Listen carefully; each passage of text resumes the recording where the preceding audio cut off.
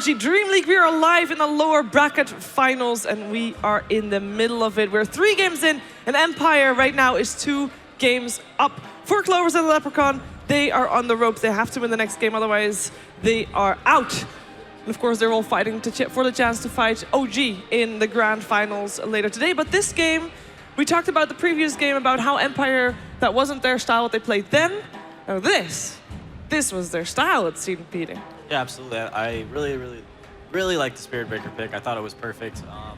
It allows you to have direction in the game. You're always just, Spirit Breaker charges someone, everybody go to that guy, we're gonna fight. And that's something that works really well against Night Stalker, I think. Also, they on 4 Clovers, they didn't have anything to cancel Spirit Breaker's charge, excluding like an RP or a Wyvern ult maybe. But like obviously you don't want to use those spells on him. So Spirit Breaker's always gonna get through, charge or stun everyone he hits, and then probably get his ultimate off. What was the story of the game for you, On? Yeah, well, silent gyrocopter yet again, resolution tiny. Bane, pretty good hero, once again utilized his max potential, and it just works so perfectly the entire draft. You have Funnick with massive charges across every team fight, being incredibly disruptive.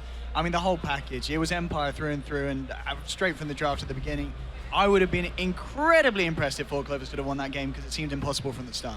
Yeah, the duel offlane with the Bane and the Spirit Breaker, they just caused so much pressure. Getting a double kill at like, what, minute 2 or something like that. It was.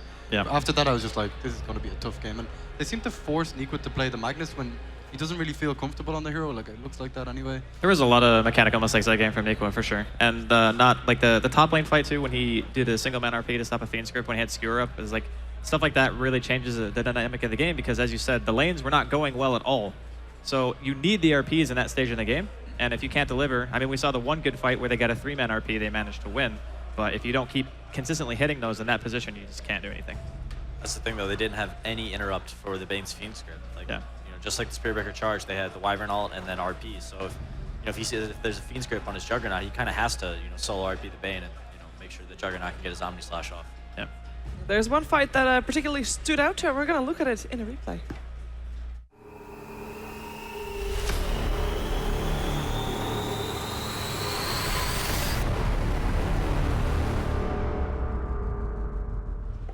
This is the team fight where they're top, and Pykat's actually level 11, but misskilled his ultimate. I don't know how much of an impact it would have made in the team fight, but it definitely would have done some more work. And Resolution gets away on like 2 HP with an urn. Like these are the kind of fights you can't really lose. Yeah, he actually, what did he misskill his Omni Slash here? Yeah. Yeah, that's pretty big. He might have killed the Bane, I guess, at the very end. When you're playing and you're like sitting with the Juggernaut, you're waiting for level 11. You're just like, okay, we'll get level 11 and then we'll fight. It's such a huge deal. So it's 100% increase in damage as well because it goes from 3 to 6 hits. So pretty big misplay. I'm not sure if it would have made the biggest difference there, but it seems like the couple of heroes are pretty low HP. So yeah, and of course early on in the game, when they were still trading even, it seemed like also maybe Empire was able to, when they won a fight, they got towers off the back of it, while 4 Clovers, they won a fight and they went back to their side and back to try and get some farm up. So, for example, the tier 1 towers on the side of Empire were still up, 20-minute plus. Is there anything they could have done that differently, or was that a drafting issue, maybe lack of pushing? I think it was a laning problem. Again, like the Spirit Breaker Bane off lane, it focused way too much attention from 4CL to that particular lane, so they couldn't really do anything else to help anyone, right? Like Shane was saying during the game, they kind of sacrificed Nikolai. They didn't give him any stacks. Like the Mag had an extremely late Blink Dagger. I think the laning phase for Empire just set them up to just kind of steamroll the game. Okay, well, what do they need to change next game for Clovers? I don't think they can give them the Bane. I think the Bane is just, it's too powerful. Tiny's 3-0 now. Yeah, that's true. Radiant 3-0 as well. So the lanes. So they need to pick Radiant and Tiny and they're set. Yeah, I mean, that works. Yeah, Pyka does play a very mean Tiny. We saw that earlier in the tournament already. I mean, 4 Clovers actually have more flexibility with Tiny because they can run it in more ways than just one. Like usually when Empire plays, just Resolution Tiny, Yeah, if you have Bane Tiny, why not just put it mid? Yeah. I don't think that lane loses to hardly anything. We apparently missed Funnick almost falling off his chair, by the way. Oh, really? Well, thank God he didn't fall. He was leaning back and the chair just leaned a bit too far back as well. No, but 4 Clovers, they are looking to, of course, force out that 5th game there. Now, the game that they actually won, which was not the previous game, but the game before that, did they actually win because of the way they played, or did they win because Empire did not play as well as we were expecting them to? The thing about Batrider is it punishes that, though, doesn't it? Like, when you're out of position or when someone's a bit too far forward, it allows you to punish that really well, whereas the heroes that were picked in this game, not as much. Yeah, I thought Empire's draft in Game 2 was just totally off the wall. Like nothing we've seen this tournament. And you know, Game 3 they got the heroes that they got in Game 1, and you know it worked exactly the same way. It's one of those games though where you're like a game up and you're in a best of 5 and you say, we can probably in this position try something a little bit different, you know? Yeah, maybe. They got a long day ahead of them though. Have you never had that situation where you're like up in a series like, you know what, let's just try something a little bit weird. Just throw them off guard a bit. I think I used to do that, but now you just like, you go into a tournament and being ready to win, you already have like these heroes you want to play. You're like, okay, if this gets banned, we'll play this. And the whole like Wisp Bristle and then just last picking a Necrophos seems a little off the wall. It was different. It was different. Okay, so 4 Clovers, we know what they need to do. What does Empire need to do to get that other win in? Not try anything crazy. Get their gyrocopter. Get their Gyrocopter. It's Gyrocopter at this point. Are you not going to first phase ban Gyrocopter? We saw OG do it. I mean, even if they do it, then, you know, why would other teams not? OG's a lot more comfortable playing against other heroes, though. Like, they don't mind playing against Shadow Fiend. They don't mind playing against Doom. They don't mind playing against Wisp in some cases. They're just it's just like it's a pick your poison thing, right? Exactly. And, you know, Gyrocopter is a hero that's... It doesn't often, you know, warrant a first phase ban, but maybe against Empire it is. We saw at the game yesterday that Empire actually didn't go for the first pick Shadow Fiend. They kind of left it to do the team. So Yeah, I don't think Resolution is... Exactly, I don't think he likes that hero too much. Same thing with like S4. It doesn't... It's not prioritizing at all. Like, he's banning it a lot. They're kind of ignoring it. They're letting it go through, so... I think when they were playing with Yoku still, they were picking SF quite a bit. Yeah. But as soon as they changed their roster, I remember Resolution playing a lot of Shadow Fiend, you know, maybe like, you know, 6 months ago. Yeah. But I'm not sure why he doesn't like it anymore. I think he just plays it just fine. By the way, before we head into the draft, let me quickly remind you guys that you can still go to facebook.com/ROGNordic for your chance to win a GTX 980.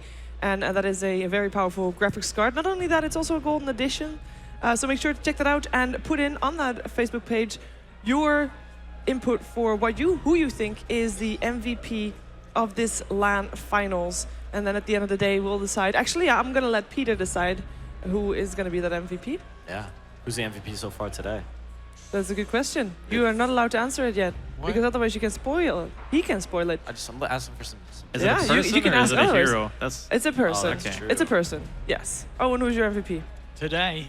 Oh, no, over the whole LAN finals. Over the whole LAN finals. Yes, so you can also pick people that are not in anymore, if you wish. I'm going to go with Bambo. Bambo and his bat. I've been really impressed how he stepped it up. I think as the team themselves, they've done a lot better than a lot of people expected. And I think a lot of that is down to the Bambo plays that we've been talking over and over again. I mean, the easier call would to be, say, someone from OG. You know, we've seen them already have 2 fantastic games. Had to go with someone from there. It would be Notel. He brought Meepo to the LAN. You can't dislike a man who's able to do that. But for me, I think Bambo. Bambo and his bat. Okay, some good input there for Peter to consider. That was good. Bambo. Yeah, good. Take note, people. Take note. If you want to win more prizes, you can go to facebook.com. No, not Facebook. Corsair.com/DreamHack15, where you can win. the ultimate gaming experience. Setup. 2 Loomies. 4. Close. Close enough. Close enough. I mean, we don't have Lumi. He's the second best. It's okay. He's learning. He's learning. Wait, he's second best to Lumi? In terms of being able to say the ultimate gaming setup. I'm sorry, dude. It's not great. Sorry. It's all gone downhill. You are standing on his spot, though. It's the spot. It's a good spot. We are, by the way, waiting for Empire to get their last player into the lobby and be actually ready to go. Going into this 4th and perhaps even final match, does anybody want to change their predictions? Obviously, Shane, your prediction was 3-0 for 4 Clovers and Not looking great It for is us. not looking amazing. Seems unlikely at this point. So what do you want to change it to? Are they still going to win the next 2 games now that you've seen these 2 teams in action against each other? Because this was the first time they're actually facing I'm each other. slightly biased. You know, they're kind of my boys. Slightly biased. Yeah, maybe massively biased. I think we'll probably have a game 5. Yeah? I 4 think so. Clover's going to win it. Yeah, let's go. All right, so 3-2 and 4 Clovers. You're just saying that because they're radiant this game. Yeah, I think so. I don't know. Seems I mean, fine. honestly, I think Empire just look better overall. Yeah. And if they don't pick anything weird, then it should be Empire, I think. Pretty much. If they have glaring issues in the draft, you know, 4 Clovers might have a chance to take the game. But as long as Empire keep their cool, stick to what we know that they're good at, it's going to be a hard game. Get the silent Gyrocopter. Silent Gyrocopter. Then it's 3-1. Silent Gyrocopter. The Gyrocopter, the Tusk, the Bane, and the Tiny. They're the 4 heroes you've got to What did you watch say at the out. start? I said 3-1 to Empire, PPD. Did you? Nice. No, I definitely. You did. No, I said 3-0 Empire. 3-0. I said 3-0 Empire. Oh. I was wrong. Have some respect, man.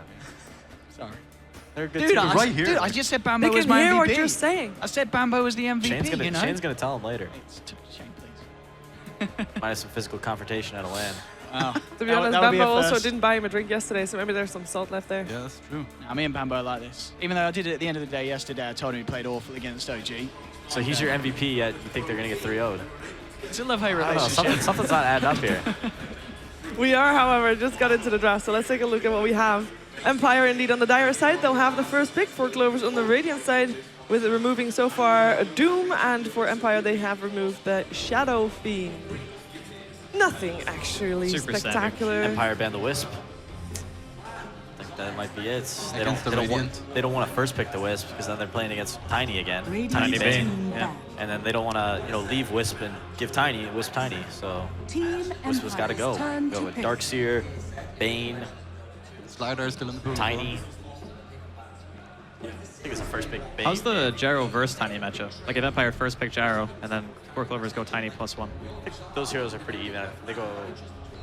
Yeah, I think I wouldn't say one hero has an advantage over the other. Early game, you have a lot of burst damage for Gyrocopter with Tiny though, right? Yeah, as long as Gyro keeps his distance. If Yeah. he gets comboed, he's usually pretty low HP because he goes phase boots in most games, and he doesn't. Gyrocopter's builds there's like phase into HOD, and then he goes SMY, or phase into S or SMY. So until he gets that Sage, he's pretty squishy. Yep, there's the first pick, Bane. I mean, the other hero, Tusk. I mean, someone's got to pick it up. I Yeah. mean, maybe Tusk Wyvern straight up for 4 Clovers here as an opening. I think he's spot on. Well, by I the mean, way, Tusk Wyvern I mean- means Empire probably go Gyro, then ban Darkseer, right? That's the thing, if they want to... I don't know if... Would 4 Clovers take the Gyro away from Empire here with a pick? They could. I mean, With the Tusk? I think they take the Gyro second, and then they leave the Darkseer. there's your Tiny. Radiant Tiny, they won. Tiny. Game 5? All right, Tiny has moved back up it in, to boys. priority. Let's go. Tiny Tusk. I mean, you got 3 of the 4 heroes I talked about. Bane, Tiny, Tusk, Gyro. Is this going to be the Gyro now? So wait, Tiny's been Radiant every game as well? Yes. Yeah. Okay. Last game he made it into the into the second phase of picks. This game he's moving up. No reserve time There we for go. Empire, by the way? No, so they were late or whatever. Yeah. It's all right. Don't need to think too much about the first 2 picks. Nope. No. Gyrocopter pretty standard, Bane pretty standard for Team Empire. I think they knew that they were what they were letting through. I think they should be comfortable with their picks. I like what 4 Clovers are doing as well. Like, does it matter if they have no reserve time and you ban really early? It puts the pressure kind of back on them so they don't really have time to think. Does that come into a draft? You should always try and use your. Well, it depends. Like if you're confident in your draft, you want to give your opponents the least amount of time to think. Yeah, So you want to exactly. ban and pick as fast as possible. Other times you want to make sure that you use all of your regular time and save your reserve time. So if you know what your pick is, like for example, you have second pick, you have the first, you get 2 picks. So use your first 40 seconds on that first pick, and while talking about your second pick, so that way you can use all that time and then be like, okay, what heroes do we need to ban? Yeah. So time management is very important with drafting. Because once you get into these last 2 picks, that's when you get in trouble. You have 10 seconds left and you're between these 3 heroes, and then you got to find them on the map. I should actually probably start typing them. I've seen some players. Yeah, when you they type draft, in a highlight they type it, in the yeah. top. I actually don't do that. I always look around. I'm like, Really? guys, where's Bottom left, bottom left! where's this hero? They're like, Bambo bat again. This time Empire, they're going to try something a little bit different to try and deal with it. Picking up the Venge as the 3rd pick. PPT, you're a bit of a fan of the Venge Spirit. yeah, I aren't like Venge. I like it. I think I play pretty good Venge. you? It's all right. Yeah, I'm sure Aloha Dance is probably gonna be playing the Venge. I'm sure he'll get lots of farm. The hero's nice because as a support hero, you somehow find a lot of farm. You right click a lot. You take a lot of Roshans with the Venge Spirit. Also doing ancient stacks is pretty easy. So oftentimes on Venge, you'll find yourself really high level, which is just nice, especially for like a 5 position like I play. I'm just Don't not you- totally irrelevant. What do you think of projectile stuns into Tusk though? Like, you think I mean, it Hers can be is pretty tough, fast. but his main focus this game will be swapping out the lasso target, which is incredibly easy as Vengeful Spirit. Just got to make sure you're not the one getting lassoed. I mean, even dying against that team is not too bad, right? You get the Yeah, debuff it's- on a Tiny. Yeah, it's pretty That's big for huge, Tiny. actually. Yeah. Actually, look at we have still got the Wyvern in the pool here. We've seen Saxa, it is one of his favorites. He's Surprised played he's playing almost Dota. only Wyvern the entire But his tournament. tusk was pretty impressive. Though. Actually, yeah, if they put him on the tusk, Not that's true. impressive. Isn't Cold enough, though? Embrace like quite a bit worse this game though because of Empire's heroes? Like they can all kill through Cold Embrace. lot of pretty magic much. damage. Yeah. Oh, okay. Oh, actually, the Tusk game was the one they won. Empire's So it turn was to pick. successful. Yeah, there's the Lich, though. So Lich dueling off lane, and then the Tusk support with Batrider safe lane again for Bambo, and the Tiny mid. They put the bat mid before. Oh no, Lich Tiny mid. Yeah, that's right. Yeah. Okay, that makes more sense. I was like, Tiny might have problems in a 1v1, but Dragon Knight. DK comes out. Resolution had an absolute game on that the Radiant other day. team banned. this reminds me of the Virtus Pro draft we played against, where they had Avenge Core, and then they had Dragon Knight as well. They Yeah, just went. it can work pretty well. Now they have Tower Push, they have Team Fight with the Gyrocopter, they've got BKB 10 Lockdown with seconds Bane. remaining. Vengeful Spirit buffs up all their damage, which pretty much secures them going into the late 5 game against seconds any hero. remaining. If you see the Lich pick, are you ever tempted to just send someone solo top and do an offensive trial line with Venge, Gyro, Bane? Like that's really, Team really scary. Empire's It turn can be an to option, ban. but the way Four Clovers is playing these like tiny Batrider drafts is they basically have two offlaners. So if you try to aggro trial and shut down one, it's like, oh, okay, he's just the new offlaner, and then their hero that's in the offlane is going to get farmed instead of the 10 Batrider. seconds for example. remaining. If you want to go full Aura Gaming, is there a chance for Empire to pick up the Beastmaster, or do you feel like 5 it's seconds remaining. Beastmaster's okay. Radiant It's good team vision. pick. You can see Batrider coming in. It's not the best against Tusk, but if you like it, if you want Beastmaster for the idea of pushing, it can be pretty strong. Could be a clock game as well, actually, for Empire. There's actually really good synergy with the Gyro, and they don't have much pick right now. They only have like defensive swap for counterplay, and Clockwork seems okay. That's kind of what Empire's missing. Dragon Knight will probably get a Blink or a Shadow Blade, so he'll have some sort of initiation, but it might be nice to have something on top of that as well. 10 seconds remaining. Could they do Venge Core and then pick up like someone in the jungle to push? 5 Like, is there seconds any chance of remaining. seeing a Chen or and just go? Because that was the Empire draft back in the day. Reserve Like time. just pick Dragon Knight Chen and just I don't think go. Chen's like an awesome hero right now in this meta. I think we see Puppy played a couple times, but he's not like the best Chen in the world. Also, I think Chen's best strength is harassing the mid lane. So if another team has like a Shadow Fiend, you throw your Tornado Creep there and just like really mess up the Shadow Fiend, and then you can break it. Oh, fun it tied. nice. I think you were talking about this the other day, weren't you, Peter? Yeah, I like Tide against Tiny a lot. Also, it's pretty strong against Batrider. You can't really just get lassoed and died. The Kraken Shell is always going to remove that lasso, and you'll be able to get your Ravage off. Does before that mean die. that you like Empire's draft more?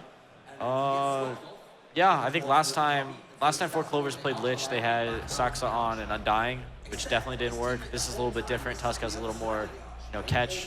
You can do things on the map, so I like that. Bambo's actually playing Tiny for the first time this tournament, so Yeah, we'll see offline how he timing, does. perhaps. They put the safe lane on the Batrider. What do we look forward to seeing? What do we look out for and see if Four Clovers can force out that fifth game? What needs to happen? They gotta win their lanes. Like, I they think need Empire's to got win to their make it lanes. through laning phase. Yeah. Yeah, Nico's got to play the bat as well as Bambo has. The fact that they're switching that around, that's going to be something to watch here. Okay, so make sure you keep your eyes on that laning stage to see who is going to come out victorious there. This is the deciding match, potentially between Team Empire and Four Clovers and a Leprechaun. It is over to Cinderin and Luminous.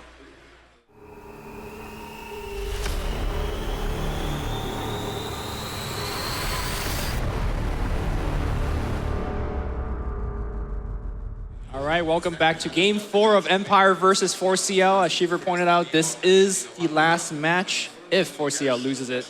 Of course, we're going to see the Tiny from Sexy Bambo for the first time. But I got to worry about this 4CL draft because if they don't just get this ball rolling right from minute 1, they will have a lot of tanky heroes to walk into. Funnick, DK, Bane, Gyro. I'm not sold on this draft. I really like the Tidehunter last pick. I think it completely catches 4CL off guard here in this game, and they have to find solutions to disallow Funnick from getting level 6 early and just getting tanky in general and getting up in the front. Maybe one thing they can do is try to block the Ancients so they get less out of that Kraken Shell Anchor Smash combo that most offlane Tidehunters go for. But you're right, Empire, very tanky lineup. The panel said it's very important for Clovers to win the lanes. I think it's going to be pretty difficult for them. Lich is, of course, good for winning one lane. But as far as finding kills, you've got a Bane and Avenge on one side, 2 tanky supports in the laning stage, Gyro again for Silent, Resolution, Dragon Knight. They've got like all of their heroes that they really, really enjoy playing, so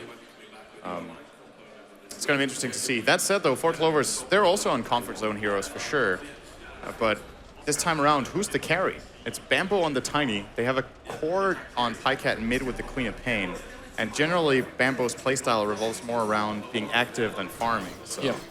I mean, I've definitely seen Pycat's Queen of Pain get a ton of farm. He goes Aghanims in even Refresher afterwards and just outputs so much damage in the team fight. But we'll see if he actually gets there, because this laning stage between Bane as well as the Fire Breath from DK, you're losing quite a bit of damage, and he's not having the best of time. Meanwhile, on the bottom lane here, Tiny is getting a little bit of help from Lich, but Anchor Smash against melee heroes is exactly where the Tidehunter wants to be at. Actually, Anchor Smash against Tiny in general, where like in the mid game where he has Grow and you just anchor him, he loses a ton of percentage of his damage. This is a fine lane for him. Yeah. I think interesting thing about Tide as well is, well, what else could 4 Clovers have done? I think if they wanted to really counter the Tide, they had to play Quap in the lane. She's the best hero they have at dealing with it. Bad Rider, you cracking off the sticky napalm stacks when you've taken enough damage, and then you can't really die to that. I think it's good enough where you have the Lich on the bottom lane already to delay the level 6 from Tide as much as possible. And then you just hope to have Bambo to farm this Blink ASAP. I mean, if you're looking to kill Tide, they've put the best lane there with Tiny and Lich. They have enough burst between them, but you need to consider what it costs on other lanes of the map. Nikwa will not be having that good of a time with the Bad Rider. We won't be seeing that 8-minute blink that we've seen out of Bambo in a lot of games. With that said, though, I don't think they're as dependent on an 8-minute blink either, because you have the Tiny, because you have the Queen of Pain. Absolutely. So you can fight much better.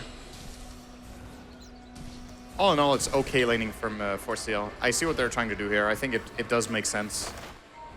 It's just, you know, you need to find the best solution they can do for this Tide while still keeping their other lanes all right. This looks okay for now. Yep. Also, I don't think this game, the Bane will have as big of an impact as he's been having, at least in the last game. Again, he's going for the no talisman build. The more I see it, the more I like it. Although, again, the sacrifice comes in the form of the Venge, being somewhat under farmed in lane. Under item in lane, I guess is the best way to put it. And he only has a stick and 1 branch, so kind of tricky here. But of course, that stick is really good in this lane. Tusk Very has 2 unfortunate spells, mid lane unfortunately. Pycat. Oh, looks like he might die here. Blinks out just in time. He delivers a salve, and as soon as he salved, he got Nightmare. So canceling this out. Resolution is sticking around, very low health. Yeah, this is a pretty close lane. And all right. Well, you talked about it, how this lane has the best burst damage possible. Yeah. They do pick up the kill. It's a pretty likely lane for the first blood to happen, and they caught him off guard there and did enough damage. Now Snowball actually going to help out Pycat here. Oh, Brain Sap just barely. Well, there you go. Whoa, okay. Actually catches him there. The I'm Ice surprised he Shark's had not vision, enough. actually. Yep. Daytime for the win. Yeah. Empire in the mid lane. That's a big kill. That's way more important than the Tidehunter kill. Funnick is still going to get back in this lane a bit. Like, he needs to be careful not to feed away too much, but Tiny doesn't have mana for his combo right now. Funnick has still managed to get level 3. He can just fight EGM here, basically. He has 6 stick charges. He has a Mango, Tango, Salve, all that good stuff. So your comment about Tiny not having mana brings me to the point of, does he go Arcane Boots, does he go Bottle, or does he go straight Blink? Because we're not going to see that far more into Tiny this game. I don't think Arcanes are the choice. Okay, he buys a Bottle. Well, he has to be a farm-oriented Tiny, right? Else what's the win condition for 4 Clovers? No, Somebody's he never farms on Tiny. He just goes for the Blink, 4-staff Shadow Blade. Like, all right, he just so fights. Queen of Pain, Desolator, MKB Daedalus build? I mean, like, who's going to destroy the base? That's also a question that needs to be answered, but Queen of Pain, accept a refresher. That's a lot of late game damage. I think Bambo is going to build this Tiny just like Pycat did last game. He has his preferred build that he plays very well with, but it's not a good strategic choice here whatsoever to go that way. So Okay, we'll see. Funnick I really don't think so. might actually just die here. Tiny walks in, and maybe he'll toss back, and he'll toss straight up here. The right click's going to be there. Funnick does have the magic stick. He uses it, and they do get a secondary kill. So something that you said that Funnick needs to watch out for is not to give away so much in lane. He's doing just that. And that bottle was a good choice. I think Arcane Boots, you know, it's tempting in that lane. You have the gold for it. You're out of mana. You want to help your Lich as well, being able to constantly harass, but he has to go the carry route. I think we're going to see Treads blink. Okay. Soxa. Top lane. Yeah, he's kind of... Maybe you could TP with Shards blocking. Yeah. Okay, 7. Cutting through this, giving vision, and the right click range just enough. I wonder if he could sneak a little bit closer to the trees up, a little bit further up, but maybe not. It's possible he could have put the shards a bit further out, and then they couldn't have reached him with the Gyrocopter's attacks. I think his hero was as far in as it could have been, so... Mid lane here, Nightmare, attempt. maybe Yeah. into a Oh, stun. Pycat's dead, actually. Oh, yeah. This bodes very, very well for Empire with how this mid lane is going. Getting those 2 kills on Pycat, who is a momentum-driven player. Resolution gets off to a great start. He hasn't really lost the lane. He's obviously won it now with the kills, but you're looking on CS and they have the same. And the trade-off so far has just been that Funnick has been countered a little bit, but they still managed to stack the Ancient 3 times, and this is going to be a quad stack that Funnick can farm against level 5, and that almost brings you up to level 7. Yep. You are right on point on the treads for Tiny, so. Oh, Ice Shard's very nice from Soxa here in mid. This is a kill they need. Resolution trying to TP. That's not happening. Snowball. Gonna keep him there. Basically just wasting that TP. Queen getting the kill, in fact. Yeah, very, very important that he gets back in this game. He's holding 2 Observer Ward. I imagine the support passing it to him so he can ward for himself, as he is sitting pretty in the dark here. The first Nightfall. Gets the double damage as well with Sonic Wave. Maybe you look for a solo kill up top here. Yep, that's entirely possible. Can kill off the gyro. I think he does need a little bit of help, but just Ice Shard Snowball is enough. Looks like they're trying for it. Empire should be realizing this is happening, though. They have a good high ground ward in mid. There's nobody in the lane at all. This is super fishy from Pycat. Good ward at top as well, seeing any kind of rotation coming their way, so. Not gonna happen here for him. Can he actually solo kill the Bane? Probably not, right, with the Nightmare? No. And the fact that he's got 700 HP. The moment Pycat uses his first spell, you just Brain Sap and then you Nightmare after. It's gonna be fine. I mean, everybody says Bane has ridiculous stats. He's sitting at 777 HP. That's level 5. Hit the jackpot. A call down. Soxa forced into the snowball. All right. Triple TPs. They gotta get the this shards kill. didn't look him in either. That's horrible. They don't have Flame Break Clover. either. Pycat blinks forward, but he can't get in range for a dagger. Boots. Oh man, that's Pycat just... won't be getting this kill. He's looking pretty desperate. He's just going to plant the ward at the very least to get something out of this, but triple TP, they don't even get the kill. And actually, all 3 of them, I believe, did complete their TPs. That opens up so much space in the lanes. Yep. DK's already in DK form and looking to do a little bit of tier 1 tower damage. EGM's got to be careful here. This tower taking some serious damage now with the Bottom lane here, it Poison looks like Breath, Bambo man. looking for a solo kill against Funnick. Funnick can just grab a TP and get himself out of harm's way. And I in think fact, he can't kill him in one go. I really don't think so. 700 health is too much. He has stick after, which is going to have 6 charges when the combo goes off. Instead, we could see the opposite here. This is a kind of tricky kill. They don't have Brave, they don't have Ravage. he's out of there. It's actually TPing away. Radiant's top tower But I think is under that attack. this moment of silence for both teams is very good for Empire. Yeah. I mean, Like the Perfectly Phantom. fine. They're getting their stacks, getting farmed. In fact, it's forcing the rotation. Silence rotating in with call down here. If they get off the magic missile, it's gonna be a kill. In fact, they want to fight this. Huge damage output here from the Lich as well as Pycat. Pycat a little bit too close to the gyro, takes a ton of damage, but completes a double kill. Well, you said He's back that in the game now. yeah, Pycat needs to be big, and he's getting right up there. It's very, very important for Clovers. We're gonna that see he a actually toss gets the lasso opportunity. Oh, good snowball. Shards too.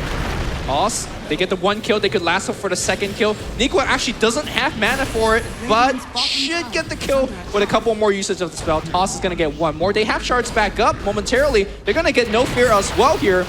4CL overrunning Empire. Gets a triple in Sexy Bambo. Not sure exactly how he randomly finds all these kills, but he does.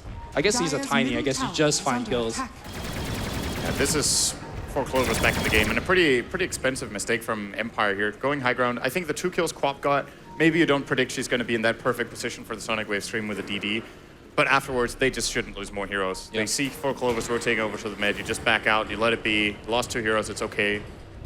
Losing 4 is kind of a different story, and Funnick couldn't help. He's not level 6 yet, so they don't have that key teamfight ability that they need to take these fights under their tower, and Clovers are just taking full advantage of it here.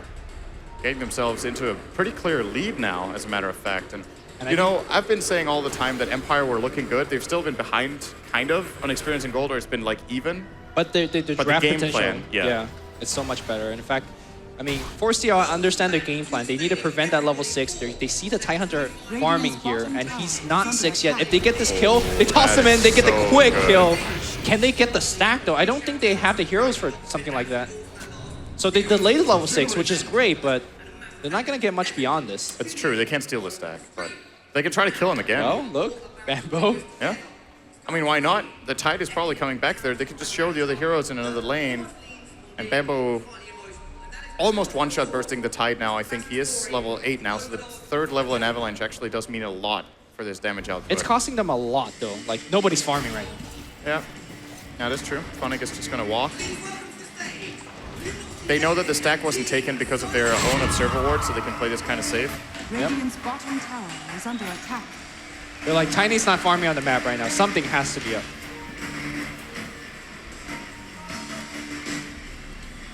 Kind of inching very close to the tower, man. I mean, if they kill the Tiny right now, Tidehunter hits level 6. Oh, in fact, they want to fight. They're going to go on resolution right from the get-go. Huge damage coming up from 4CL. They get 3, and Funnick again, he's like, okay, I'm out of here. I'm not level 6. I can't do anything for you. The long con really pay out here for 4CL, and maybe they could get a tier 1. If Funnick had Ravage there and he was in the position, they could have counterplayed that 100%. But right. But the only reason they made that play is the only reason the 4CL made that play is because they don't have Ravage. So. Looks like we're going to have an instant replay there from the Sport eSports. So just look at this right now. They're coming in with Bambo. His invis ends, but they have no vision in the area. This is just full wombo combo. At the same time, actually, as this instant replay is happening, we're seeing it in picture-in-picture in the bottom right. First show-off of the Ravage from Funnick gets him a double kill, saves them their stack. And just when things were looking good for Clovers, they get a little bit overexcited. They didn't even take the mid-tier 1 tower here. I think that's just too greedy for the side of 4CL. Their heroes can't take that stack. They just all stood there for too long. And honestly, I think they get more farm by going to the lane and hitting creeps. With that said, though, I understand the greed. Like, because if you do take away the stack, that's a big swing goal for your team. But not paying off in that regard. Losing the Queen, to me, is the biggest thing there because your Queen is a big part of your mid-game carry force. So he had a streak too. Yeah. They lost the Tiny as well, right? I think both Tiny, Quappa, and Tusk died. That's like the worst trio of heroes they could lose almost. Actually, how does he not finish his Shadow Blade by now? Because he's got that Shadow Amulet for the past 5 minutes already, and he's got a couple kills in the fights. So I guess he lost a ton of gold. 50 CS minute 12. He just lost a lot of gold. They didn't take a tower. Yeah, it's not enough. You compare the CS to the Gyro, who has 78. It's very clear that Silent is out farming right now. And Empire, just that one last fight, they desperately needed that. They pulled the game back to 0, and that, again, for me, game plan-wise, is good enough. Yep. That was all they needed. 4 Clovers kind of gave that to them. That one fight Team Empire got, I feel like 4CL need to get 2 to 3 to equate that. Like, this Tiny need to find just random kills. It's going to be hard. Got so much gold, too. Oh, he's going to get... Is he going to go straight up Blink, or do you think this is a mech first game? Oh, that's a good question. I think the way that 4CL fights you, if you just could Blink in and just Ravage... I like Blink. With that said, though, they are also so reliant on that burst damage. If you could mech in between, then you also just win the fight. Yeah, the thing about 4 Clover's burst is that a mech probably isn't going to save the target that gets Ava tossed Sonic Wave, but that's one hero. Right. And then you immediately turn it around with a good Ravage because they have to cluster up to get that spell burst out in the first place. So I think that's a good choice from Funnick if he does go for that. If he wanted the mech, he would start building it now, right? He would have seen the components start coming out, so. Yep. Radiant structures are fortified. The second tower of the game will be going to Empire. Meanwhile, Bambo's trading, so that will be a Shadow Blade if he gets this tower top. They're picking it out, though. I think they want to defend. Funnick has TP Ravage in 5 seconds. They're going to port in the Bane first. Oh, God. Nightmare. Oh, just straight into the grip. There's no help from Soxa. He's so far away. Free kill. Yep. And they're going to get another tower up top here. 4CL pinging the mid tower saying that, you know, can't do anything about top. Let's at least try to get one of our own. They do. Pycat gets the last hit here. Is this the game for Orchid? I mean, I'm not sure what it is, honestly. Radiant's top tower is under attack. Third tower for Empire. Actually, maybe not. Good glyph usage from 4 Clovers. Okay, Soxa just walks in. They have Ravage. I'm not sure if this is a fight. Ravage flies out here, and there's an offensive swap against Nikwa. Nikwa is going to get brought down as well. Sonic Wave is big. Chain Frost doing way more damage as well here. They will get Aloha Dancer looking for the Venge as well. Venge is going to get brought down. Great deny, though, from Silent, but will that cost his life? Nikwa will have Blink momentarily, 5 seconds. They do have the Flame Break afterwards as well. They will lose Silent, I believe, from that denied Nikwa. Blink in 1, they snowball forward. The call down is going to hit everybody, but I don't think that's enough burst damage at this point in the game. Well, we said that Ravage will be big for Empire, but the way that the fight started, it was much better for 4CL. They didn't have Gyro there. That's pretty much the the fight right there. If Gyro is in position together with that Ravage, they crush them. And now, okay, looks like it's going to be a mech after all for Funnick. He changes. I'm going to assume he changes his plan after seeing that fight. Like, okay, we just died way too fast. But if that's the reasoning, I think the main thing to look for there is just if Gyro is there with a call down during the Ravage, they're way better off. And I don't know the swap on the lasso there. He was already ravaged. I'm not sure. Who did they lasso? Was it the Dragon Knight? I didn't even see. Yeah. Of course, the swap breaks the lasso so that hero gets But he to was play stunned it. anyway, so... But he's stunned, right? Yeah. So you're using swap to break a stun, and then you don't have it afterwards for better positioning or a potential aggressive play. So by the way, Tiny has been hiding his Shadow Blade for the longest time on his courier and inventory, but as he picked it up under a ward, and now here comes the gank party with Dust on No Fear. So they're completely ready. The Sexy Bambo might just solo kill Silent here. Yeah, I'm surprised he's giving him the opportunity, right? He's moving into the left. This is actually a pretty good bait if it works out. Yeah, it looks like he will work out. Is Bambo going to try for this? Hell yeah! I mean, Bambo looking for a kill. The swap, the mech, everything's there, and the bait goes the other direction. Expertly played by Team Empire. And Batrider comes in thinking he wanted to fight, but did you see his arms raising up, man? He's like, he was lifting the roof, and it wasn't enough. Yep. Oh, it's a Bambo on the sidelines. They don't have Ravage, though. But you don't have Bambo, so I think you're okay. Maybe you could pressure a little bit. That's a little bit scary. Sonic Wave is up in 5. This could backfire for Empire, but they want to play aggressive, and they know this time they have the Gyro. No cooldown, though. Yeah. Look at Aloha. Pretty good position for Pycat. He got it a triple right now. They know they have the mech. No, mech actually on cooldown. Lasso comes out.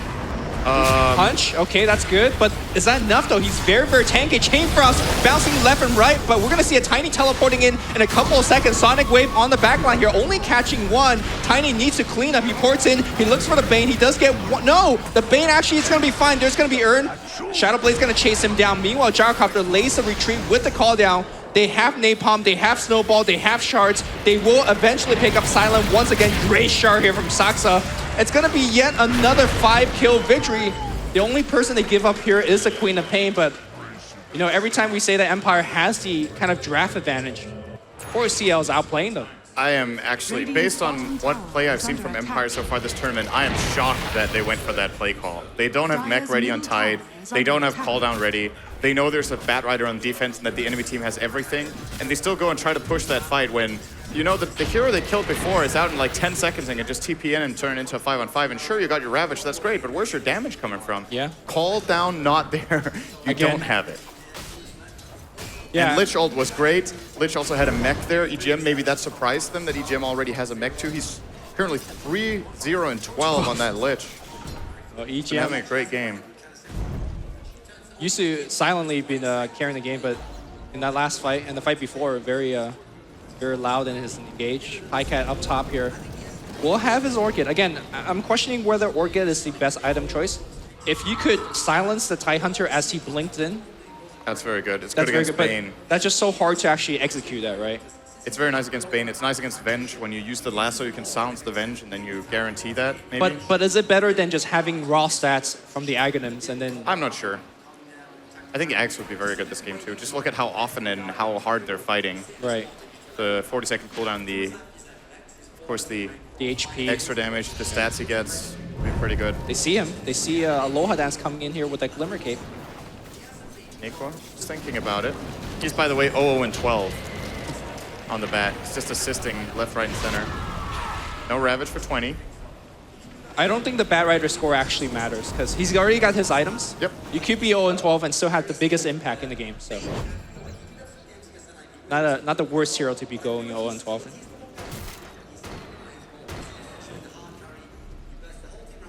So what's next here for 4CL? Is it the same game plan? Are we going to keep looking for fights, or are we going to slow the game down, maybe let our Tiny start farming the map a little bit? I think as long as they don't try to be the aggressors under towers, they'll be fine. This top tier 1 should be on their radar as a potential pickup here, but looking at the game plan, they need to make sure Tiny doesn't fall behind. But that's the thing, they've taken so many good fights, they're 11 kills ahead, but it still doesn't feel like a convincing lead just yet. Oh, Bane. Looking for a grip, didn't manage to get it. So Again, make sure Tiny farms. Yeah, That's I think it goes back to to the draft where they just can't push towers after these successful fights. Granted, most of these fights have been on their own side of the map, so they can't really push afterwards anyways. But let's say even if 4CL wins the next fight, at best they get a tier 1. It's not... Oh, they smoked under ward. This is big for Clovers. I think you don't counterplay this, right? You just dodge and you farm. If you have the high ground advantage and they go into you without the blink untied, you can totally catch them off guard and win the fight. It depends on the good lasso and just the fact that Empire, if they moved up together, you could get like a 5-man Sonic Wave when they're walking up a hill. But they're just going to dodge, which is perfectly fine too. Tiny is walking right into them. This might cost them a tower though. I think Empire are making the best out of this situation. Just He's going to get swapped. suddenly appearing with 5. Oh! Okay, he gets dusted, he gets swapped and gripped immediately. There's going to be no counterplay. Well, we're going to see Nico coming in, but I'm not sure if he wants to come in. Chain Frost, where's the Chain Frost? Not being thrown out just yet. Sonic Wave doing quite a bit of damage. Funix still has that RP reserve. He has used the mech. Sorry, not RP, the Ravage. And they back off. No, actually, Batrider blinks forward. The Shard's pretty good again. Chain Frost out of mana now from EGM. They still want to chase? This is a very good play from 4 Clovers. They're not overextending. They're just slowly poking them down with Urn and the Shards. There's the Ravage, though. The Chain Frost bouncing left and right, not bouncing on No Fear just yet. The creeps taking a little bit of damage. You talked about how them not overplaying. I think they have overplayed. The Flame Break, though, will kill No Fear. It looks like Batrider blinks away. They do defend their tower, though. That's definitely good enough for 4 Clovers, that final exchange they got there. Considering Defend their that- tower, they forced Ravage. And considering they lost Tiny before the fight, that was pretty impressive in a 5v4. ICAT? Pretty aggressive stuff from him. Yep. DD and Orchid, he's not scared of resolution. Yeah, I'm looking for Funnick to get Greaves. I think I'm actually, it looks like he's building pipe here with the headdress as well. I think Greaves Blink might have been a better choice. I get where he's coming from with the pipe against, of course, the Lich and the Tiny, which is great. Yep. You completely nullify what Batrider could do in a fight. Yeah, actually, no. On second thought, this is actually better. I'm just thinking in these fights, it seems like they always have mech on cooldown, and having Greaves would be great. But the build-up would take so long that either Pipe or Blink would come out maybe a bit later than they would have liked it to. So Pipe is a good midway item here while it's relevant. And it's going to stay relevant for a long time, right? You look at these fights, 4 Clovers, they're all about that magic hand. I'm not so on the Pipe in the sense that if the fight breaks out the way that 4CL wants to, they will just jump on one target, right? You blink, you lasso, you force staff back. And Pipe's, I mean, I guess you could Pipe for that person and it doesn't get wasted because the rest of your team gets it too, but I don't know. I don't know if there's another better item choice either, as they do need more team fight impact items. I'm mainly looking for this BKB on Resolution. That's an item we haven't talked so much about this game, but when the BKBs start coming out for Silent and Resolution, yeah, he's going to have it in 100 gold. He'll actually have it for the next fight. That's the true test for 4 Clovers. Can they actually kite the BKBs long enough? Because if they both get popped and there's a Ravage, there is no way in hell they win that team fight. Tiny simply doesn't have any damage yet, apart from his burst combo.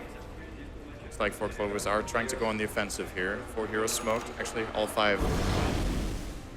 For the Roche Pit, they were worried about we're doing it. Are they going to try to steal it? No, they don't have enough to damage. Empire have pretty good vision on the map. Like the top ward they have behind the Radiant Tier 2 is telling them that no one is moving top, so it's pretty obvious where 4 Clovers are going right now. They're just going to walk into them with Resolution in front. And actually Silent too with the BKB. He's going to get pinged out. I think as Pycat saying he has BKB on Gyro now. And I think Dragon Knight, this game, you go BKB Blink, and then you just engage for your team. That's what they need. They need to set up the fight, force 4 Clovers to go in, and then you do the Ravage. Yeah, you can follow with Call Down Ravage. Way too much damage, really, for 4CL to deal with. Resolution going for TP out here, actually. Oh, TP to the tier 1 nearby, so. Short TP. Should secure him his BKB if he doesn't get caught right now. Oh, he will get caught. Here comes the lasso. Here comes the force staff.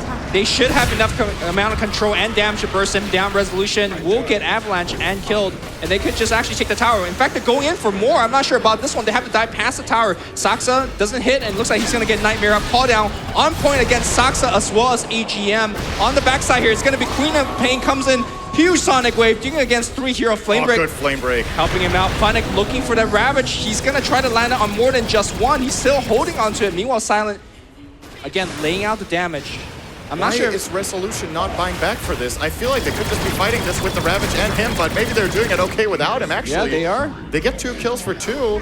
Gyro stays alive. That's I mean, it's very impressive if that was the read Resolution had on the situation. Like, there's a snowball going behind your tier 1, almost into your tier 2 tower. That's where most Dragon Knights should just, oh, well, he'd have TP on cooldown, never mind. That's true, yeah. Yeah, I was thinking he could just buy back TP in, but he already used it. So yeah, never mind. No option to buy back there. He does the right thing. That would have been the awkward buyback. It's like, wait. Yeah, that's true. It's definitely the right call with a TP on cooldown. I'm 99% sure he would have bought back with TP ready there. Yeah. I mean, maybe he was also waiting for the Ravage, and then he buybacks at that moment and then ports in if he had the TP.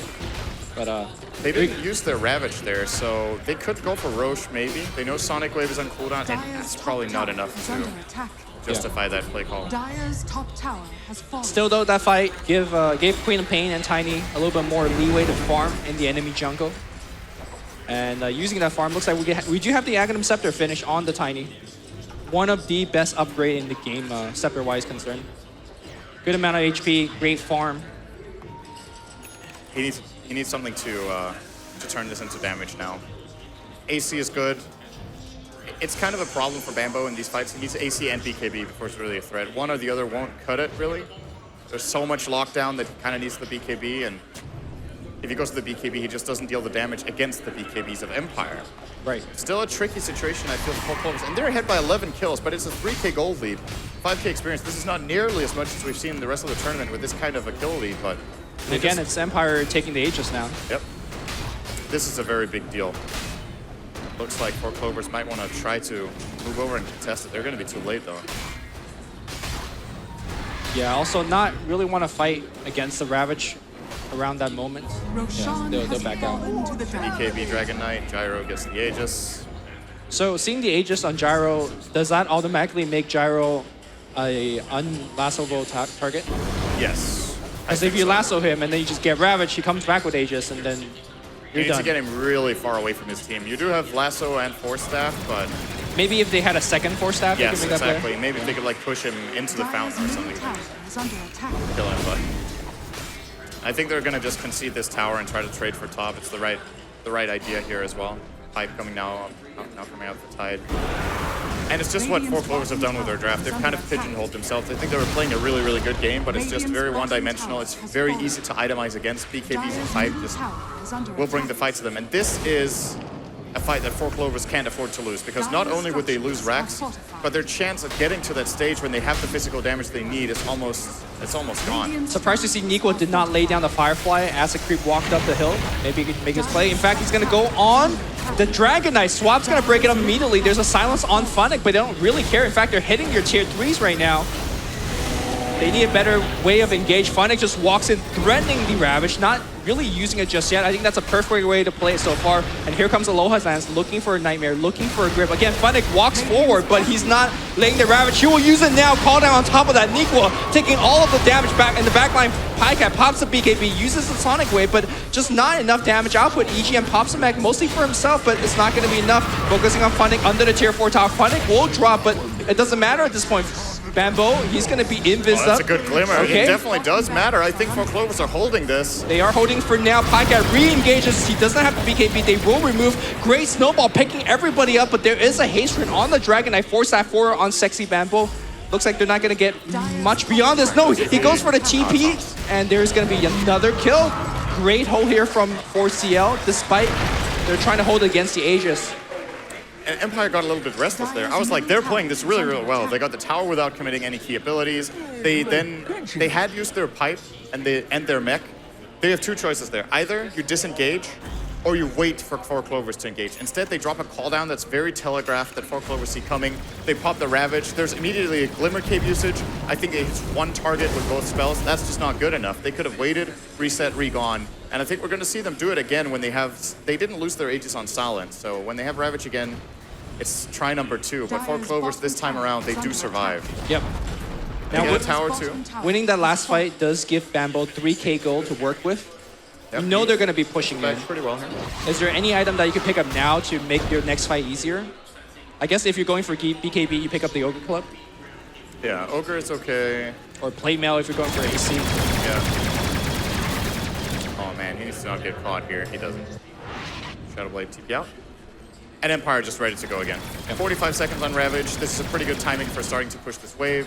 when they reach the base, there's going to be about 10-second cooldown on this Ravage. There's no glyph this time. No tier 3 No either. cliff. Yeah. And last fight, mind you, the Bad Riders last actually got counted out too. So Empire Yes. did everything right. Nikwa felt his hand was forced to go for something. And the moment they canceled that with the swap, there was actually not that much left for 4Clovers in that fight. But Empire let them do it. They probably learned from their mistakes in the previous fight, and this time around, I have a hard time seeing 4Clovers hold these barracks. Well, Firefly is laid out. And they do have the high ground advantage. Let's not forget about that. And a gem now picked up on Funnick. Here we go. Looks like Gyro's gonna walk up the hill. He loses about half his HP instantaneously. Dragon Knight comes up the hill. He's looking for the racks for now. Silent just standing on front line, knowing that he has Aegis. They're waiting for CL to engage into them. Oh, their Sonic Wave just used for the kill. Okay. That is... Is that go time or back time? It's gonna be go time, but Lasso immediately by No Fear. There was no stun at all, and again, they still have the backup of the mech and Ravage. Here comes Resolution. He's using the BKB. Great snowball here, picks him up, but where he's gonna get landed outside, but the Ravage will catch him on the tail, and Bambo is seen. Bambo is dead. Bambo needs to come back right now. Chain Frost doing quite a bit of damage. Bambo buys back here. But I think it's disengage time for Team Empire. Multiple buyback. Here comes Bambo on the back line here. He tosses him back into the fight. They need to cancel that TP on Funnick. They will use a snowball, do it. Resolution gets force staff away. No more stun. They will get Funnick as a return kill, but... Oh my god, he got sucked. He does get a return kill himself. He does lose the gem, though. Man, that was really expensive for Clovers. They only lose their range racks, though, but I think that was, let me see. That was a buyback on Bad Bambo. Rider, Tiny. Yep. Was that it? Yeah, Bad Rider and Tiny. They lose like a 3,000 gold swing there. They get Silent twice, Yep. and the TIE Hunter once, and a gem. No Fear swaps have been really good, though. Yes. He's very, very quick. The force staff doesn't even come out from Nico before it gets canceled, so... I mean, it's definitely a lost fight for 4CL, but considering the situation they're in, it's... Oh, they got the dust, and this should be a kill. Oh, Illusion take the Nightmare. Nightmare force staff. Pretty easy. Too deep to chase, I guess. There's also Avenge there to swap him. He's going to be just fine. Yep. But they got the gem. I think that's important that 4Clovers are now sitting on this one on EGM. It is No Fear's gem, so I don't know if Empire can actually buy another one just yet. Do they have cooldown? They do. For a long time, actually. They bought the gem for that fight, so it's 6.5 minutes until they can get another one of those. Nice pickup. EGM needs to keep that very safe. Seeing the way that the fight turned out, I think Pycat, if he has gone for the Aghanims, it would have been much better. Because these fights are dragging long enough where Pycat could actually throw out 2 Sonic Waves. Yeah, and I think committing the Sonic Wave to the gyro kill, it's difficult to say whether that was worth it. Of course, they just get rid of the Aegis and get a fighting chance. And he was getting desperate that they were losing their buildings. It feels like they I have don't know to if do anyone it. else could have killed him than Pycat. Yeah. It's just a difficult situation. Dire's top tower is under attack. Well, Pycat should have Aghanim Scepter for the next fight. With that said, though, is this a time where you just save for buyback? Or you just have to go to buy items? Let's say, in this situation for Pycat, he's holding 3K. Is this where you just go for the full axe once you get to 4.2? If that's his item of choice, I think so. He's not really the one dying first in the fight. If he dies Saxa last, then... cannot get ultimate. Oh, he does get off his... He wants to get off the Orchid, but the swap back in. Snowball's going to be there on the back line. Looks like there's going to be a play against Resolution from Nikwa. Call down's going to be good. They will get No Fear, I think. No, is that Snowball? No, they just both disappeared and died.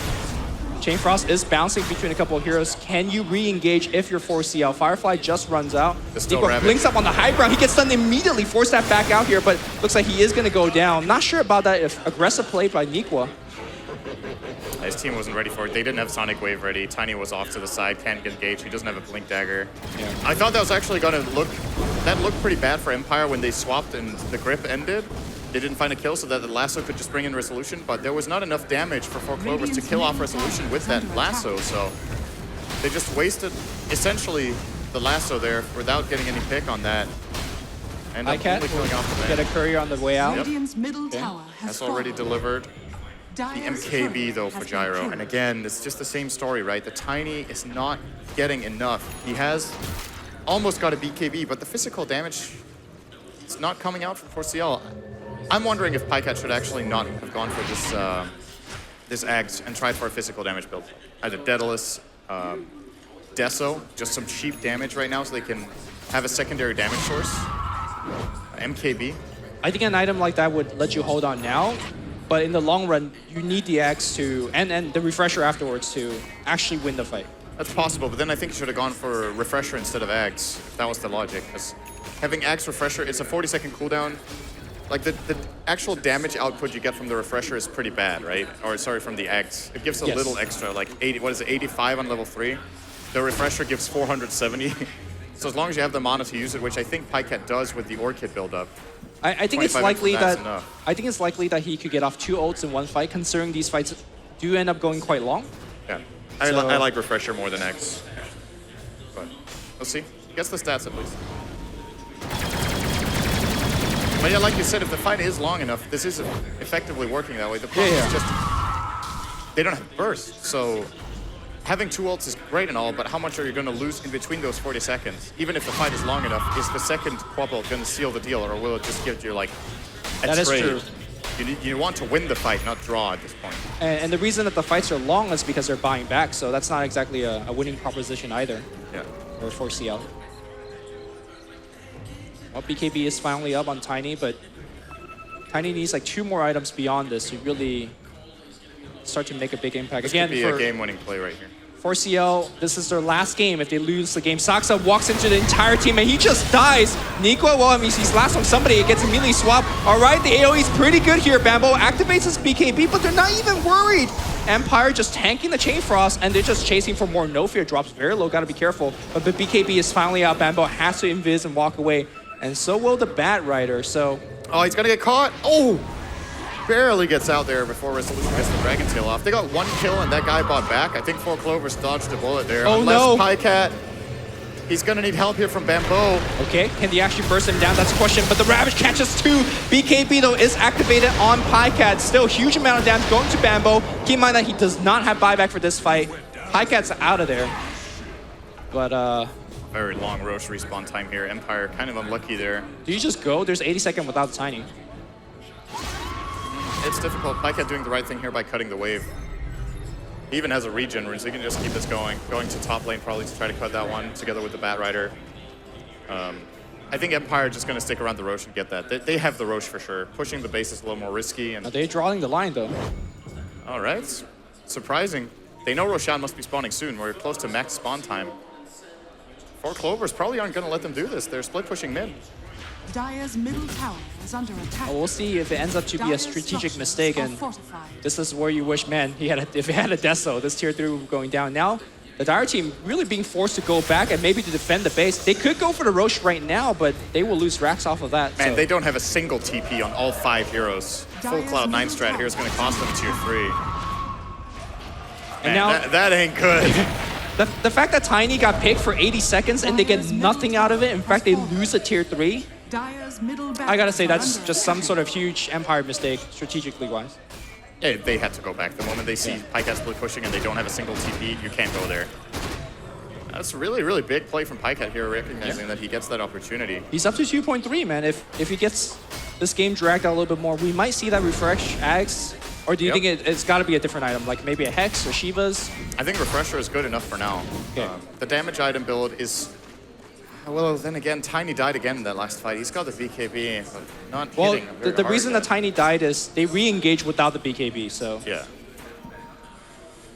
But it's not so much that it's more about him not progressing in the item build, not that he can't actually contribute anything. Pycat blinks into the Bane. He has his ultimate. Pycat's dead, right? Alright. He's actually very tanky. This is gonna be close. Stun? Yeah, they have That's good. Perfectly layered there from Empire. Big kill. That's Roche. There's no split pushing coming out this time to force Empire back. Can Nico make a play? Does Nico have to make a play here? Go for the Aegis steal?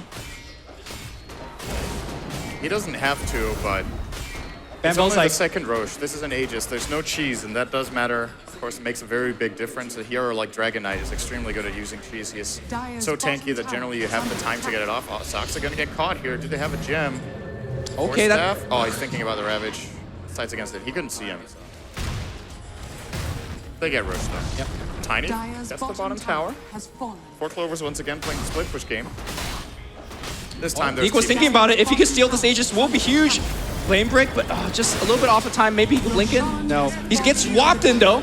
Force that back out. whoa. He's fine, he's fine, he's fine. A little bit of nausea But there. Tiny on the bottom lane will get a tier 3. Meanwhile, looks like they're gonna get a Lich kill on the top, but it doesn't matter. Tiny might actually get your Rex. Where's the TP coming back? Ven just sprinting across. The TP's on CD. 4CL will get the first Rex for the team. And in fact, you will windwalk into the base and look for a TP out. You commit the Ravage for this one, right? Yeah, you do. He's under attack. He does have the buyback now. Oh, okay.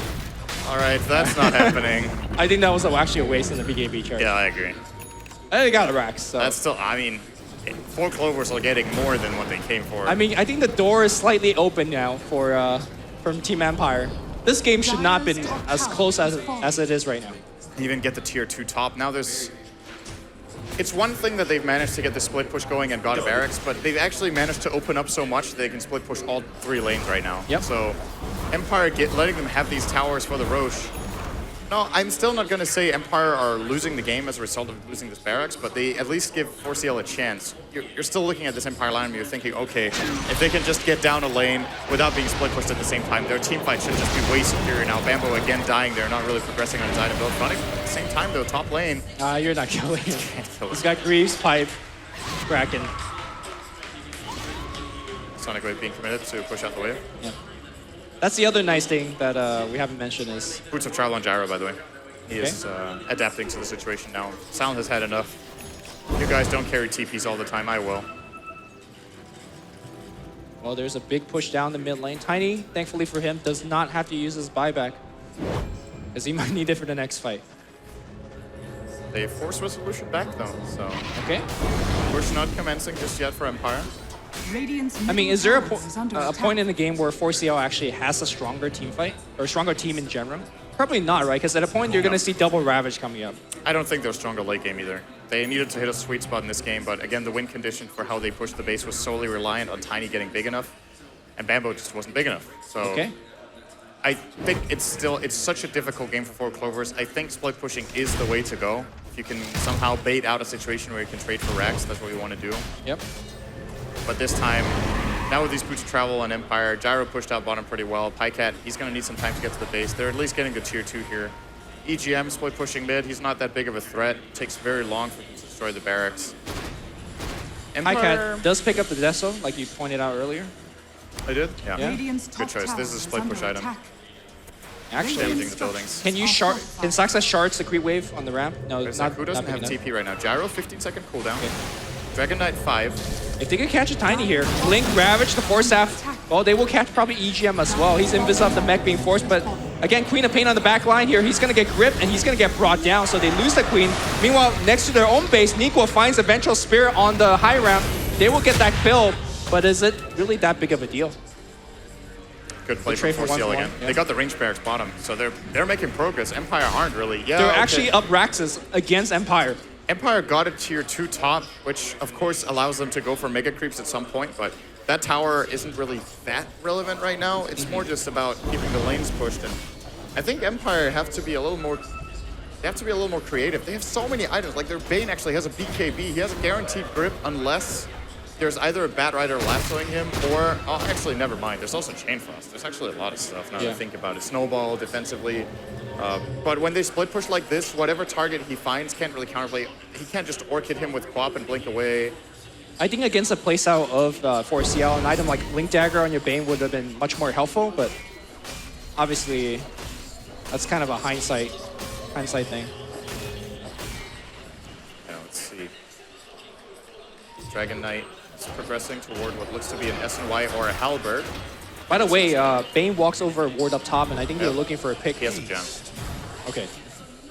Nope. Bat Rider continue to kill the creep wave on the mid lane. Gotta be careful here.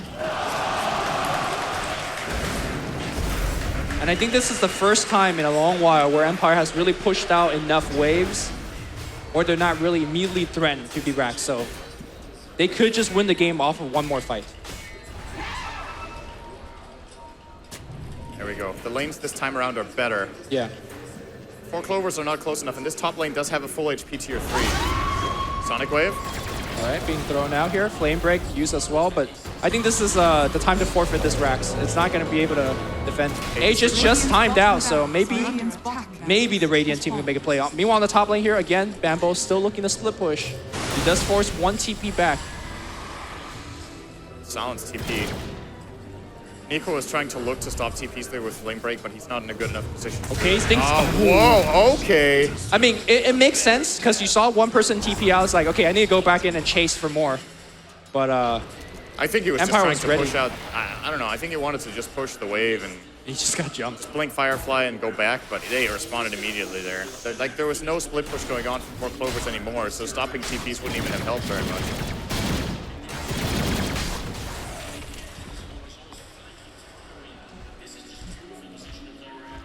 Oh, we are seeing quite a bit of rat here at The wages of fear. DreamHack Winter. Ooh, okay, they got the gem. Okay, BKB has to be activated, but doesn't matter. Oh, actually, okay. They do have to swap. Ray Avalanche covering his retreat. He needs to juke. He has no TP. He's dead. Is no, he though? This is not happening. Is he though? Are you kidding me? They have a wave of terror in 5. Oh my god, this actually worked. Meanwhile, Sox on the right side. He's That also is so being pursued. huge. Yeah. What a juke. Damn.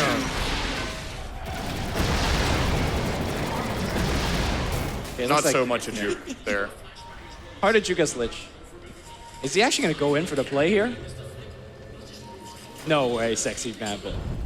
This is a hard kill. Okay, they're going to get the kill, I think. They should have enough. Oh, they definitely have enough. 4CL finds something out of nothing. Man, Bambo dodging that gank and then killing Gyro. How much bigger of a play can you ask for in this situation? Unfortunately for them, they can't really get any collateral because their lanes are pushed so much, but once again, they're keeping hope alive, and that kill on Gyro is a big gold swing. He's the richest here on Empire, giving away a lot of net worth. Yeah.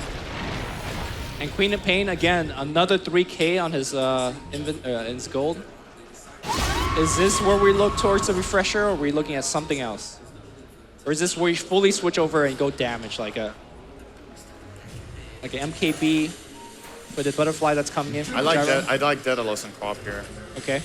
Once again, they Does he have the attack speed to really support this, though?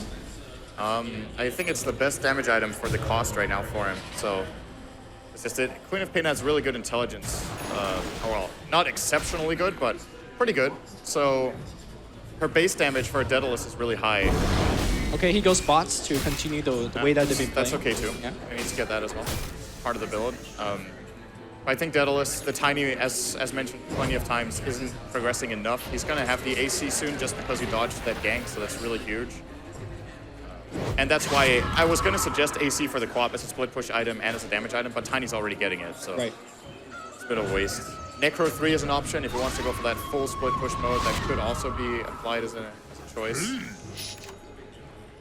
You know, I'm seeing more and more avenues for victory for 4CL.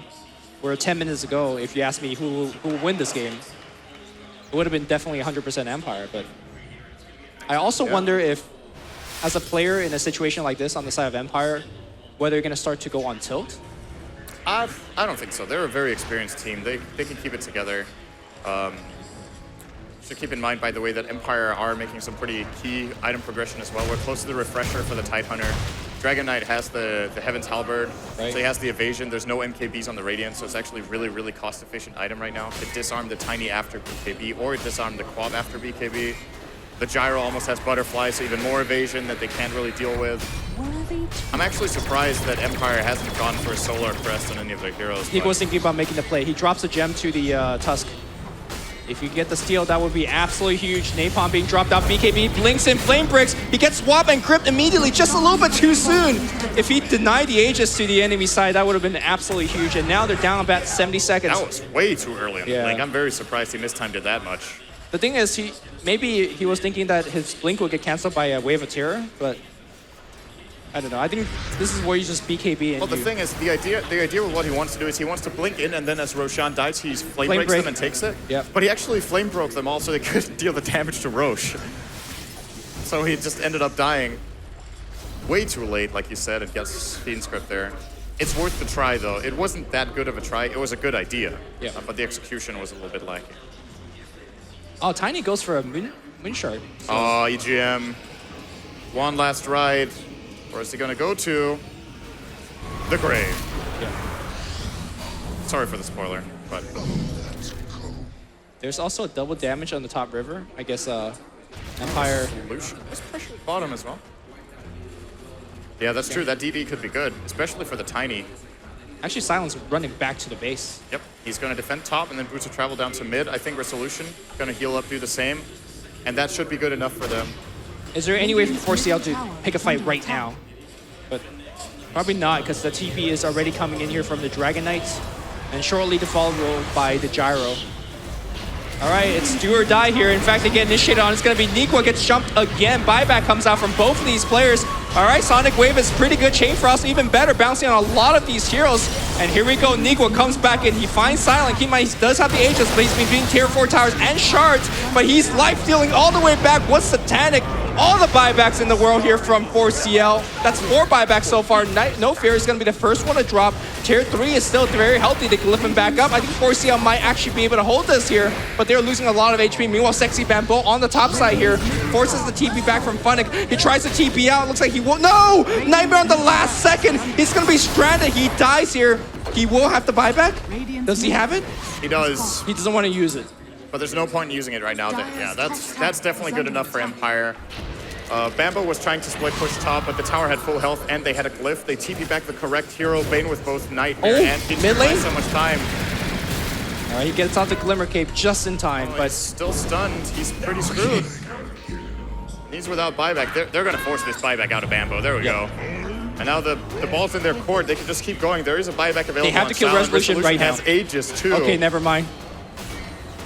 It's got to be game. Like, what are you going to do? They're going to try to go on Resolution. And the Avalanche actually off the mark. Sonic will connect, but Bambo, look at him just melting to the Gyrocopter's auto attacks. Bye-bye. This should be the Mega Creeps coming out from Team Empire. And, okay, there was a lich. Well, GG. Empire will take it 3-1. It was against OG. It was a good game for 4CL in the sense that they really held on. They did more than I think most teams could have done in that situation. But really, it was just one last ride. And the train just stopped a little bit too early. Yeah, they lacked something strategically to deal with this phase of the game. 4 Clovers, even after getting so many kills, they got like, what was it, 2 full team wipes? Yeah. Or at least some really good fights. Close to that, yeah. They didn't gain enough from it because they couldn't keep up on farm and have the late game that they needed to fight into this Empire lineup. So strategically, I do think 4 Clovers had a great tournament. I think they can be proud of what they did here, regardless of course, losing this match. They were hoping to get a rematch in the finals. That said, from what we've seen in the tournament, I think Empire were the ones that gave OG most of the challenge in one of their games. They actually got ahead by about 3,000 to 4,000 in one game. Hoping to see them bring some good games against OG as well later on. But for now, they're probably going to have a little bit of a rest before we get into those grand finals. Well, before we send it back to Pano, I remember yesterday you were saying that you made a bold prediction. OG is not going to lose a single game. Looking at the way that Empire played now, do you think Empire could take 1, 2, maybe even 3 games from OG? I think when Empire show their greatest fight, they have chances at fighting into OG, but looking at these games and especially like macro decision making, what big calls you make, when to roach, when to contest, where to go and when, I think OG are just a superior team right now. There's a reason they won in Frankfurt. They haven't really let go of their style. They're looking super strong right now. I'm gonna stick by my prediction. Bold prediction, okay. If Empire win, they win 1 game, but we're gonna see. Of course, if they really show up and just play some amazing Dota, or if OG got out of the wrong side of bed, who knows? But it's gonna be a very, very tough ask for them to win one final. All the best of 5 goes to Team Empire in 3-1 fashion. Yeah. And we're gonna go right into the panel and see what they thought about this game. Thank you guys for watching, and back to the analysts.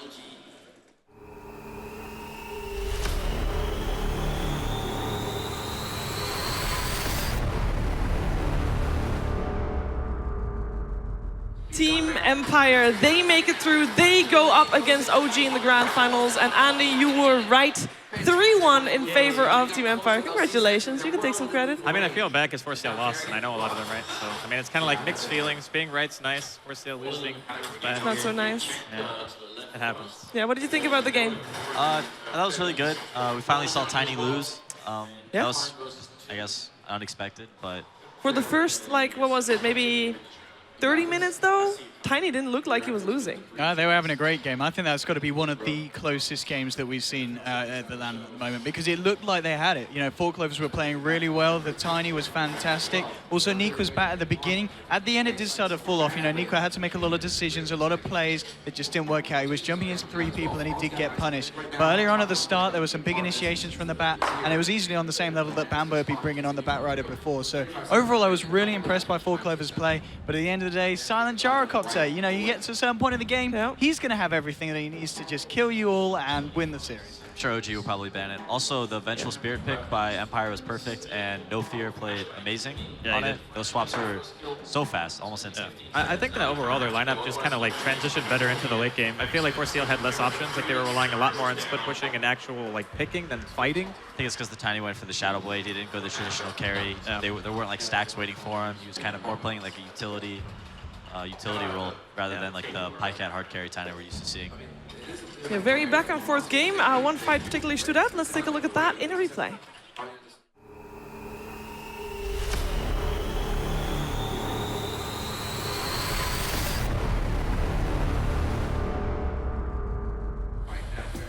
Talk us through it, Andy. All right, so, well, we lose a hero instantly here. So ForceCL are basically fighting into this without a Tusk. There's a very nice Queen ultimate that comes through. But you can see Silent at this point is already fairly tanky, and they're just waiting out the duration of the BKB right now. See ForceCL is pretty much on full retreat mode. Still Ravage up on Funnick. And Funnick felt invincible this game. He was just standing on the front lines the whole time. His Kraken Shell was dispelling the Queen of Pain, Poison, and the Sticky. How did you feel about the mech over Blink? I had like mixed feelings about it. I think it's fine. I mean, the mech on Titanhunter just lets him frontline, and it's pretty good for fighting. I guess when you have DK, it's like you want to sit behind him. DK. Blink could have been fine too, but the Venge was there to swap out the lasso, and then they just kind of took the fight on their ground. What was your overall opinion on how the Tide fit in this game? Because in the first half an hour of a game, it didn't really seem to have as big of an impact as the Tidehunter should have. He had a really tough lane though, like Lich, Tiny. That's a hard lane for any offlaner, right? Like they have insane bursts. No matter who you put down there, it's going to struggle. So I think that what he was given and being able to defend the ancient stacks, that was really big for Empire, making sure that he could actually get to some item at an early stage in the game. It actually propelled him, and actually he has a pretty big impact. And it's really hard to just engage into that kind of team fight, you know? Yeah, Funnick did that real well overall, and we have a chance to talk to Funnick in a winner's interview.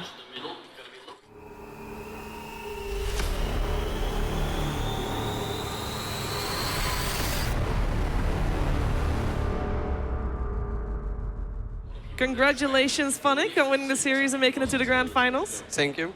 So you played Tidehunter in this last game. Very important role because a lot of pressure, especially when you were doing maybe a bit not so well, a lot of pressure to do great and have good ravages. How did you deal with that? I played a lot of games of it, so I'm not really confused like about using the ravage from one hero, like or something like that. The skill is not important like in first time of game, but after like you have to use it only in matter of like some big moments. Yeah, it's okay for me.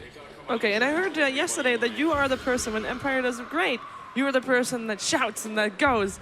Although you just say here, you have a lot of experience on keeping your cool, knowing what to do. How do you balance those two? I don't know, just balance it, hard to say. It comes natural. It comes natural, yeah. That's important. We were talking about the decision to choose mech over Blink. Why did you do that? Because we wanted to go to like fast push, but something went wrong in our game, like this chain frost. That's just Dota. Yeah, like first time the chain frost like hit it, everyone of us like he hit like 10 times and our push got. And after we just decided to get some farm, like get some items like pipe, mech, and we can easily handle them because they have no late game. Even in late game we can like handle them. In the second game of the series, obviously that was the game that you ended up losing.